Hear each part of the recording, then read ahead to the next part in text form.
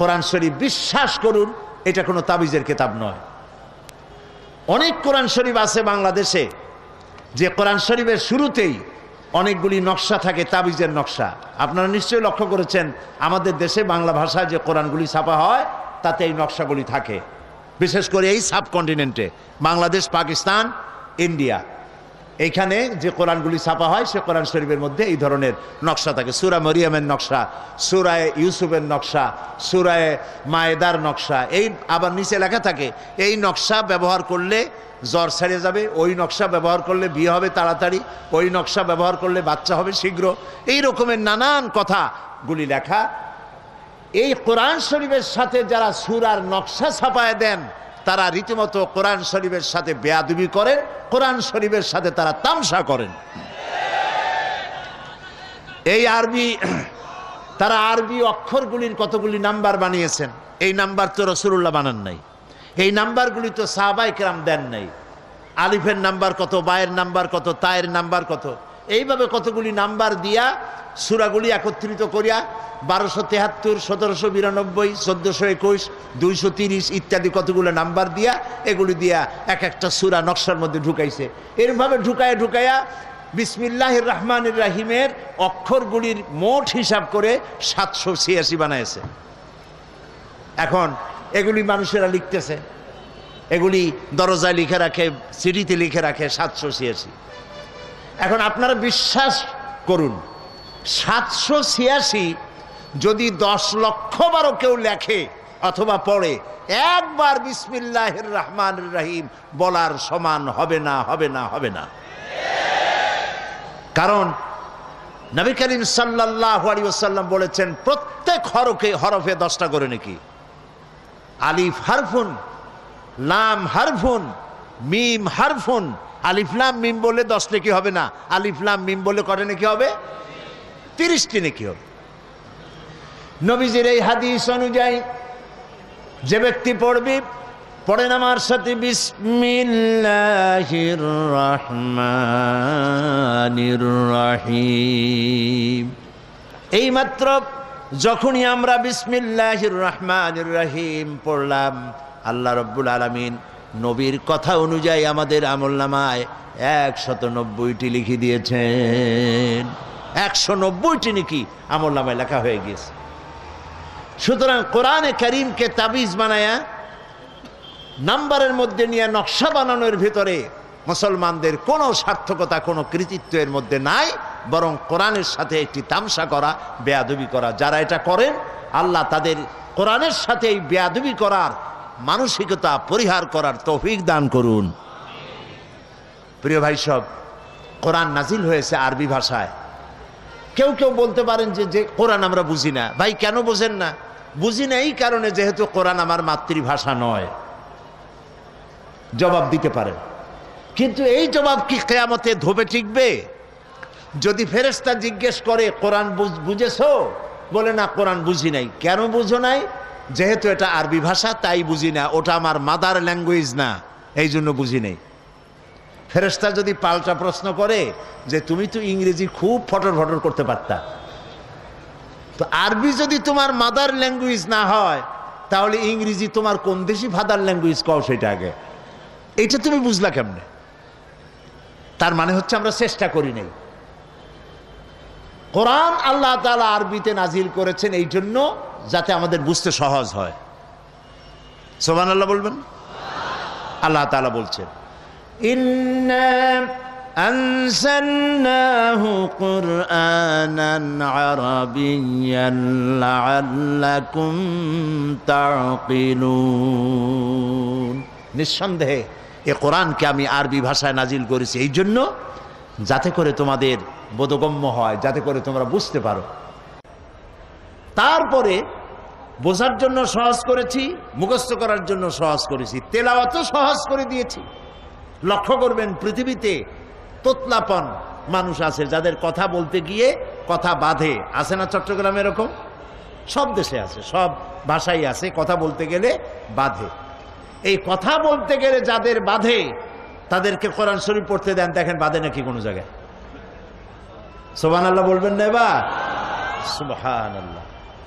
এই জন্য আমি দৃষ্টান্ত দিতে গিয়ে বলি যে আরব দেশে যারা আরবিতে কথা বলে তাদের কথাও বিভিন্ন রকমের উচ্চারণের ব্যতিক্রম আছে। যেমন সৌদি আরবিয়ায় তারা থা উচ্চারণ করে তা দিয়া, কাপ উচ্চারণ করে গাইন দিয়ে। যেমন কুলকে বলে গুল, কাথিরকে বলে কাথির। আবার মিশরের জিমকে বলে গাইন দিয়ে উচ্চ করে মসজিদ, এটাকে বলে মাসগিদ। ওয়াজারাতুল খারিজিয়া তাকে বলে ওয়াজারাতুল খারগিয়া। হাজিকে বলে হাগি। এই যে উচ্চারণের তাদের ব্যতিক্রম, কোরআন যখন পড়ে একজন সৌদি আরবিয়ান মুসলমান অথবা ইজিপশিয়ান, যখন একজন মুসলমান যখন কোরআন পড়ে তো আউযু বিল্লাহি মিনাশ শায়তানির রাগীম বলে না, ওখানে ঠিক হয়ে যায়। আবার যখন সৌদি আরবিয়ার কেউ কুল হু আল্লাহ পড়ে সেখানে সে গুল হু আল্লাহ পড়ে না। তার অর্থ হল নিজের ভাষার উচ্চারণের ভিতরে যতই ত্রুটি বিচ্যুতি থাকুক না কেন, আল্লাহর কোরআন যখন মানুষ পড়ে তেলাওয়াত করে, আল্লাহ রাব্বুল আলামিন জবানের আড়ষ্টতা দূর করে দিয়ে কোরআনে কারিমের তেলাওয়াত আল্লাহ সহজ করে দেন। এটা বোঝাও সহজ, তেলাওয়াত করাও সহজ, মুখস্থ করাও সহজ, কারণ এটা আল্লাহ তাআলা নাজিল করেছেন। আল্লাহ রাব্বুল আলামিন বলেন فإنما يسرناه بلسانك لعلهم يتذكرون। হে নবী, অবশ্যই কোরআনকে আমি আপনার বাক প্রক্রিয়ার মধ্যে আমি সহজ করে দিয়েছি, যাতে করে লোকেরা সহজেই এর থেকে উপদেশ গ্রহণ করতে পারে। নবী করিম সাল্লাল্লাহু আলাইহি ওয়াসাল্লাম কোরআন শরীফ যখন নাজিল হতো তিনি তেলাওয়াত করতেন খুব দ্রুত গতিতে, যাতে করে আয়াত, পারা, সূরা, জের, জবর কোন রকমের ছুটে না যায়। মহান আল্লাহ রাব্বুল আলামিন নবীজির এই কষ্ট লক্ষ্য করলেন আর তাকে জানায় দিলেন লা তুহাররিক বিহি লিসানাকা লিতাজালা বিহি।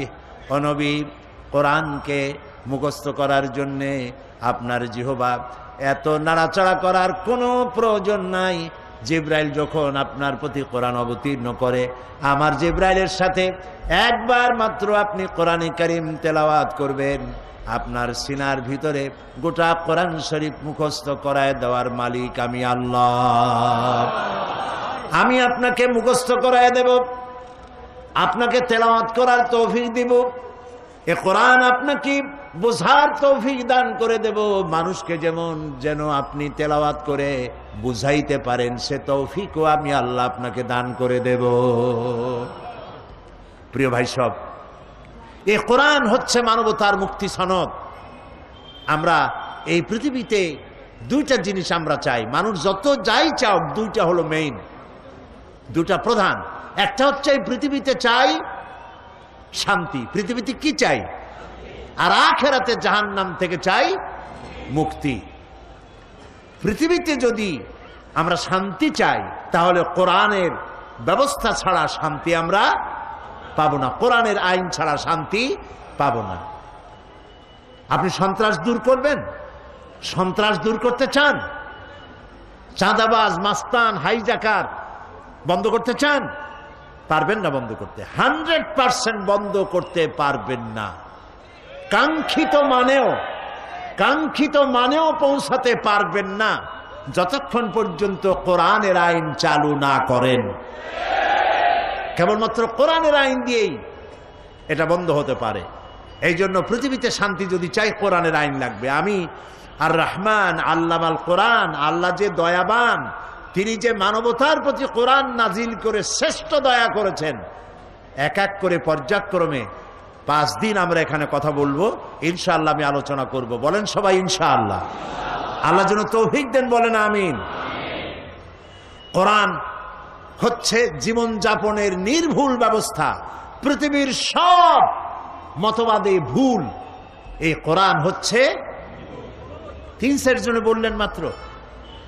পৃথিবীর সমস্ত জীবন ব্যবস্থা মানুষের চলার জন্য যা বানানো হয়েছে সব ভুল, একমাত্র কোরআন জোরে বলে নির্ভুল কিতাব একমাত্র এই কোরআন। কোরআন দিয়ে যদি সমাজ গড়ি, কোরআন দিয়ে যদি ব্যক্তি গড়ি, কোরআন দিয়ে যদি রাষ্ট্র গড়ি তবেই কাঙ্ক্ষিত শান্তি আসবে, নইলে শান্তি আসবে না।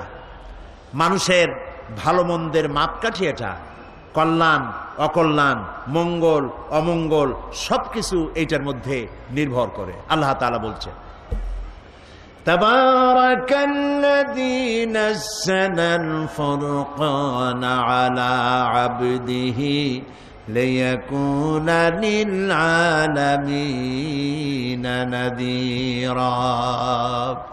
অতীব বরকতপূর্ণ সেই মহান আল্লাহ যিনি তার বান্দার কাছে ফুরকান নাজিল করেছে।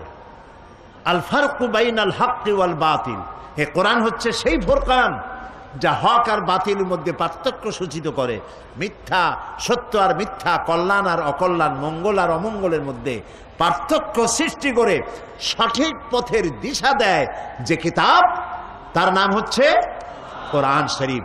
সেই কোরআনের সাথে আমাদের ব্যবহারটা কি? এই কোরআনের সাথে আমাদের ব্যবহার সম্পর্কে মাহিরুল কাদেরী একটা সুন্দর কবিতা তিনি লিখেছেন। মাহিরুল কাদেরী, কোরআনের সাথে, যে কোরআন আমার জীবন, আমার সম্পদ, আমার ঈমান, আমার রক্ত, আমার রূহ, আমার জীবন, আমার স্বাধীনতা, আমার সার্বভৌমত্ব, আমার ইজ্জতের প্রতীক যে কোরআন, সেই কোরআনের সাথে আমাদের ব্যবহারটা কি? মাহিরুল কাদেরী তিনি লিখছেন ताक़ों में सजाया जाता हूँ, आँखों से लगाया जाता हो, ताबीज बनाया जाता हो, धो धो के पिलाया जाता हो।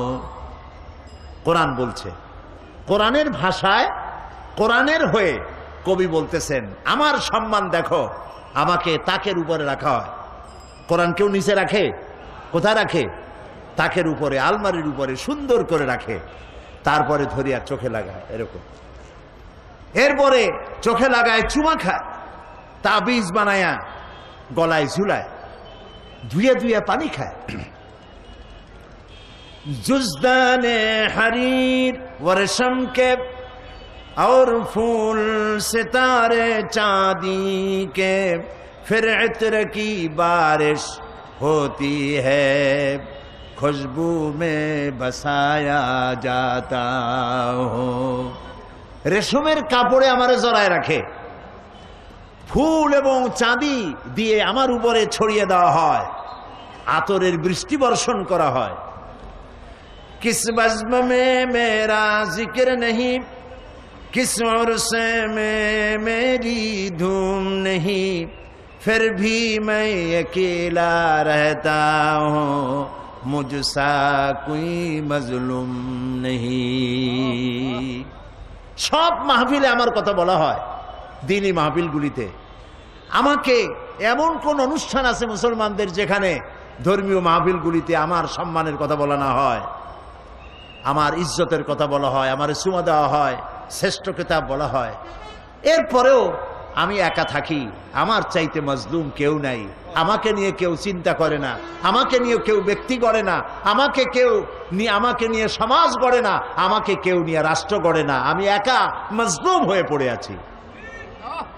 মূল বাস্তব কথা হচ্ছে পৃথিবীতে কোরআনের মতো মজলুম কিতাব এই পৃথিবীতে আর নাই।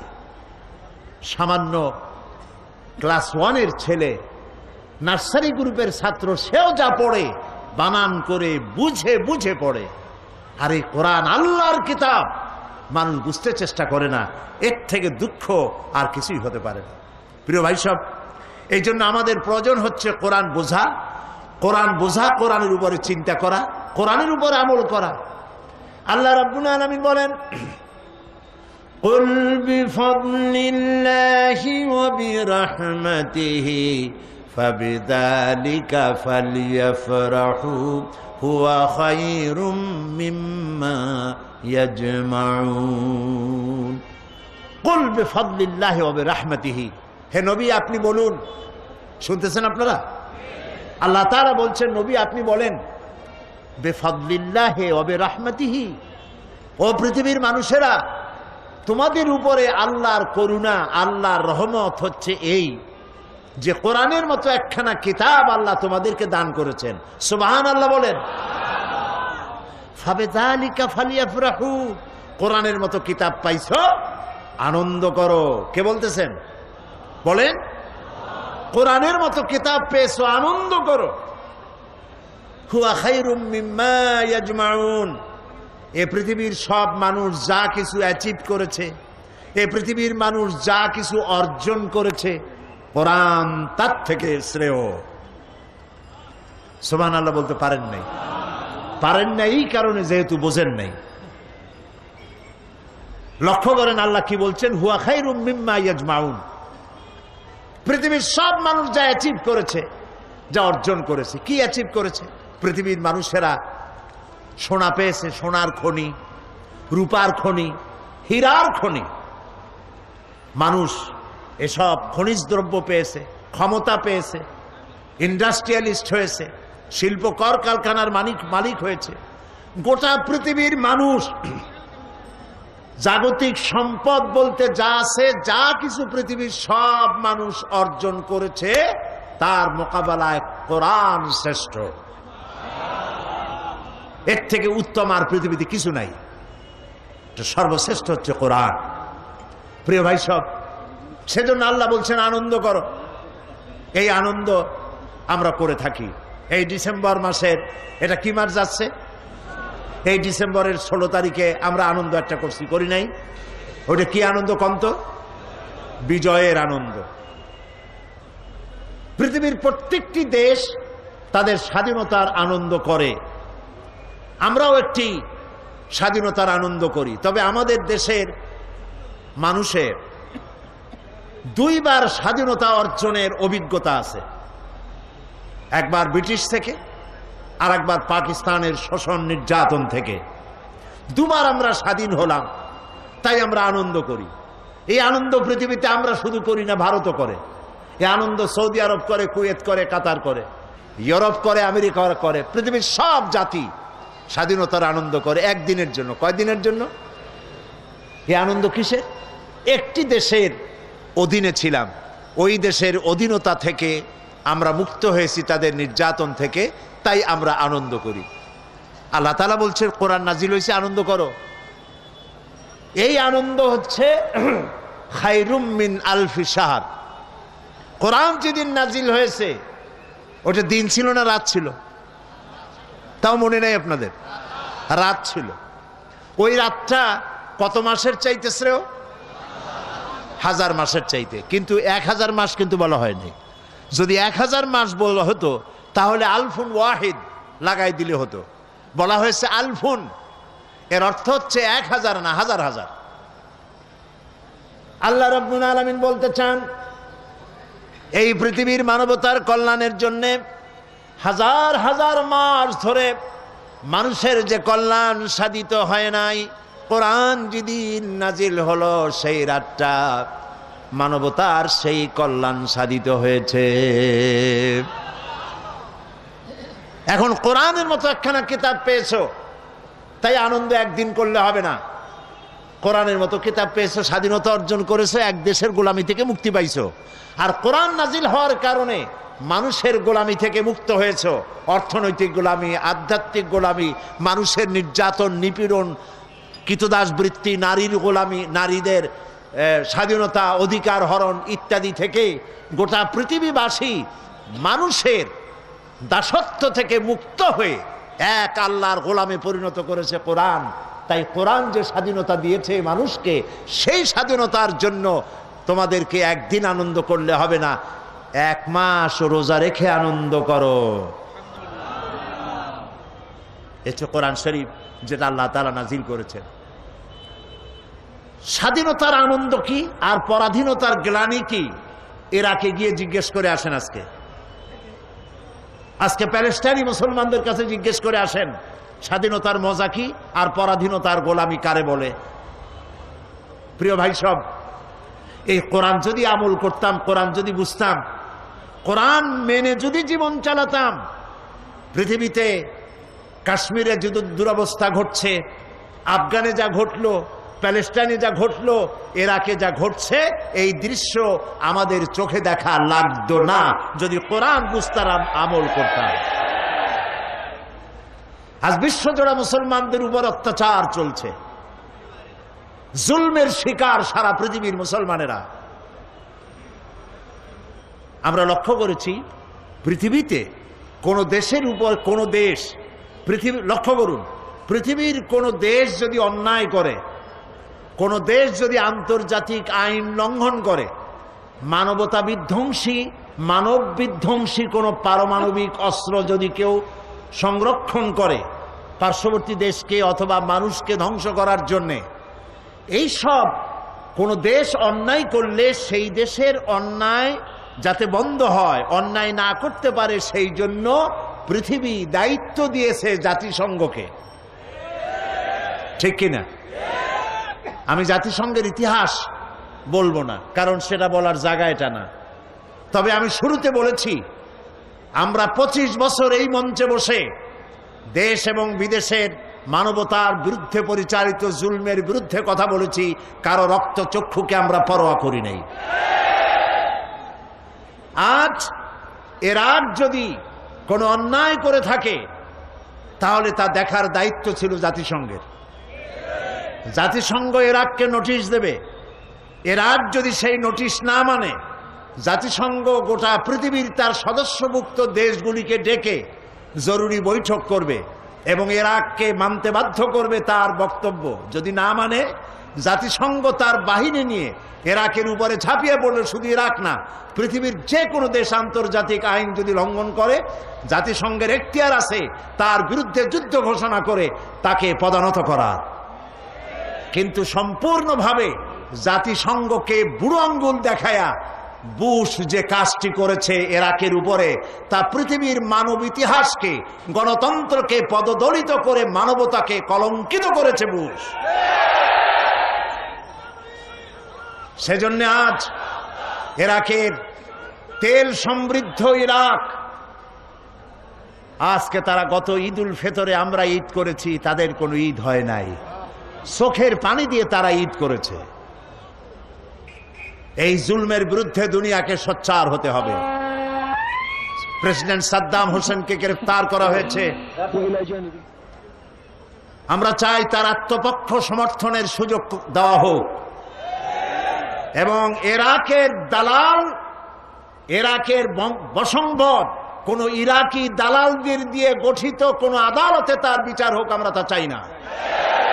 আমরা চাই আন্তর্জাতিক আদালতে যদি বিচার করতেই হয় তবে বিচার হোক আন্তর্জাতিক আদালতে। তবে সেখানেও কথা আছে, বুশ তাকে বলেছেন যুদ্ধ অপরাধী, কিন্তু দুনিয়া মনে করে একবিংশ শতাব্দীতে কোনো যুদ্ধ অপরাধীর বিচার যদি হয় তাহলে সর্বপ্রথম বুশের বিচার হওয়া উচিত সর্বাগ্রে।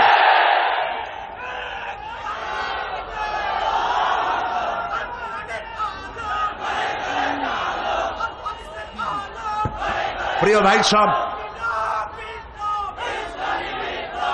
আজকের যে দুরবস্থার সৃষ্টি হয়েছে ইরাকের মুসলমানদের, সেখানকার নারীদের তল্লাশির নাম করে করে ইরাকের পাক পবিত্র মহিলাদের গায়ে হাত দিতেছে কাফের ইহুদি নাসারারা, এই দৃশ্য অসহ্য। সুতরাং আজকে কাউকে না কাউকে কথা বলতেই হবে। মুখ বুজে বসে থাকলে ঘাড়ের উপরে সিন্দাবাদের দৈত্যের মতো চেপে বসবে। মুসলমানদেরকে আজ কথা বলা উচিত। যাদেরকে আল্লাহ পেট্রোল দিয়েছেন, সোনা দিয়েছেন, আল্লাহর সৎকার খাসি না হয়ে কথা বলুন এবং শাহাদাতের ঝুঁকি নিন। শাহাদাতের ঝুঁকি নিয়ে ময়দানে ফিরে আসুন কোরআনের ঝান্ডা নিয়ে। এ কোরআন আমাদের, আমরা এর মোকাবেলা করব ইনশাআল্লাহ। আমরা মোকাবেলা করব কোরআন এবং হাদিস বর্ণিত চরিত্র দিয়ে, জ্ঞান আর বিজ্ঞান দিয়ে আমাদের নিজেদেরকে শানিত করে ইসলামী আদর্শ দিয়ে আমরা এর মোকাবেলা করব ইনশাআল্লাহ। এবং সে মোকাবেলায় মুসলমানরাই জিতবে ইনশাআল্লাহ।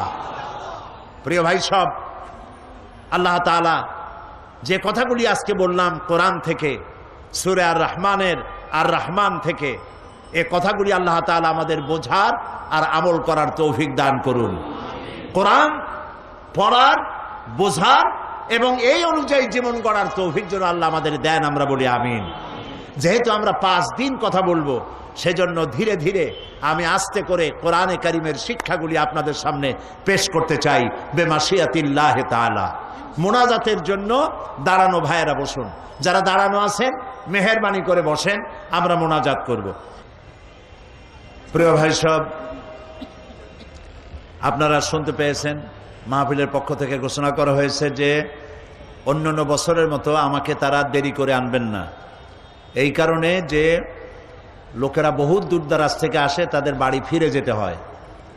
এ ধরনের অনেকেই কথা বলেছেন হযরত মাওলানা শামসুদ্দিন সাহেবের কাছে, এবং তারা নিজেরা সিদ্ধান্ত নিয়েছেন আমাকে তারা দেরি করে আনবেন না। সেই জন্য আপনার অন্যান্য বছরের তুলনায় আজকে দেরি করে আসছেন, যে আমি দেরি করে আসব এটা মনে করে।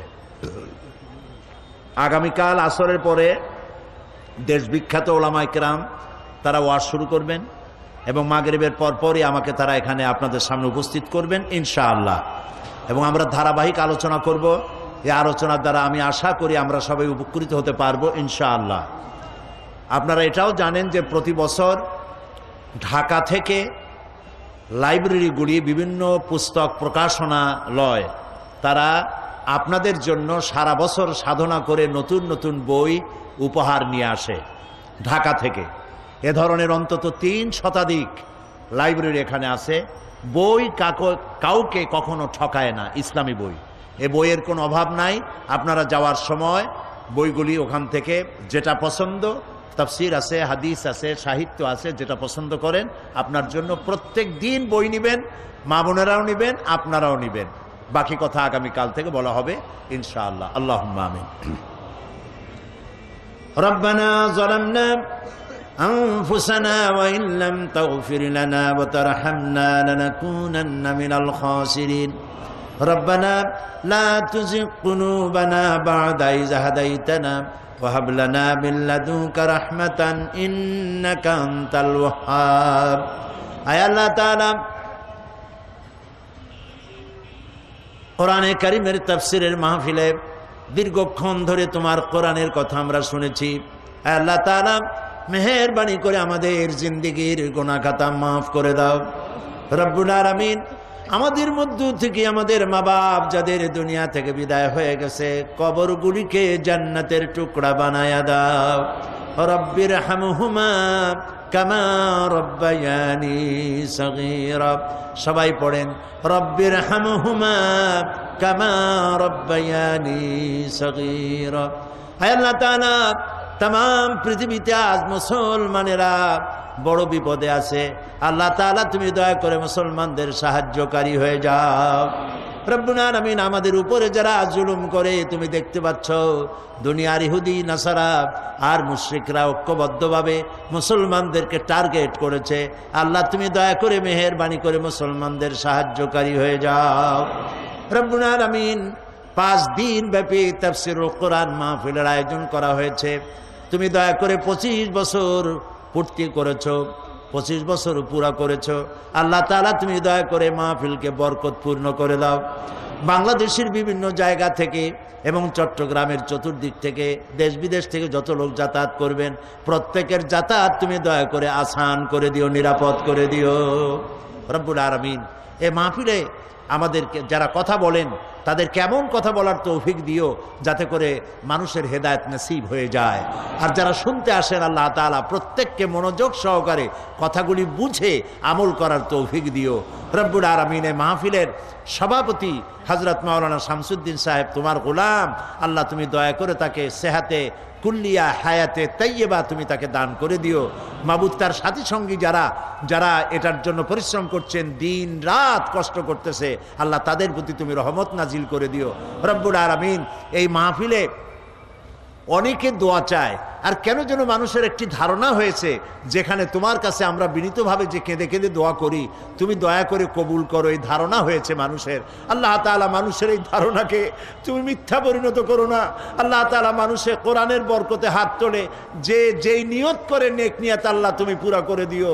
আল্লাহ তাআলা দুবাই থেকে, কাতার থেকে, সৌদি আরব থেকে, অস্ট্রেলিয়া থেকে, ইউরোপ থেকে বহু টেলিফোন আমার কাছেও এসেছে। আল্লাহ তাআলা দোয়া চেয়েছেন তারা, যিনি যেই নিয়তে দোয়া চান আল্লাহ প্রত্যেকের দিলের নেক নিয়ত তুমি দয়া করে পূরণ করে দিও রব্বানা تقبل منا إنك أنت السميع العليم وتب علينا إنك أنت التواب الرحيم سبحان ربك رب العزة عما يصفون وسلام على المرسلين والحمد لله رب العالمين واجعل آخر كلامنا عند الموت لا إله إلا الله محمد رسول الله السلام عليكم ورحمة الله